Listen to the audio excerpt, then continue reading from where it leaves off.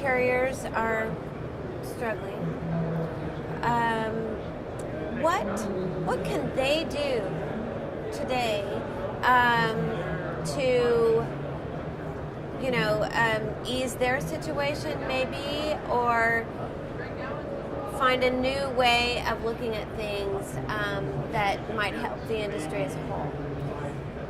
I think the carriers as a whole, as they manage through this crisis that basically has been going on for 8 years, they have been trying to save themselves out of it. We are now seeing that there are mergers and joint ventures announced within the market, which to me tells me that they probably saved as much as they can. Now they're going after an economics of scale approach by scaling up and hopefully getting more incremental cost savings out of it.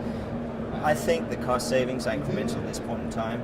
I think the focus needs to go more towards increasing competencies, value added towards the client, and here we are focusing on driving more revenue. Again, there's only so much revenue to be had in the market, but how do you get a larger share of the pie? And this was one of the takeaways that I took from the questions today and the comments from the floor as well too. Carriers actually do have an opportunity of getting a little bit closer to their customers and adding value beyond just the A to C movement of cargo. A very interesting comment that came up today was on the financial viability of companies, financial stress test. How do the cargo interests vet their carriers? The financial market in shipping is very tender right now, and how do the customer make sure that they are doing business with a carrier that's also going to be here tomorrow?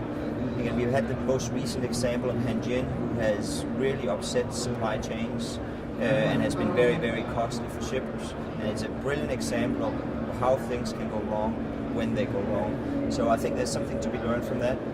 Carriers needs to focus more on the revenue side and satisfying these financial requirements for the cargo interests. Okay, so vetting may be more rigorous during this period and probably for a long time to come, right? Some might feel, that's sort of a tough thing to, wrap their head around. But I think you have a different perspective on that. Well, I think vetting typically has been seen as a necessary evil. It's additional compliance. And I think that's where there's an opportunity to turn this around and turn it into an advantage for the carriers. Again, we are coming from a heavy compliance culture within our industry, where it's all about compliance with SOLAS, IMO regulations, and so forth, port state control. And what the increased vetting requirements are doing, and here I'm thinking about the right ship and the overage inspections of the ships, they're actually changing it from the compliance culture to a competency verification culture. So now it's just not a question of just showing the document that you can do it. You actually also have to demonstrate that you're able to do it.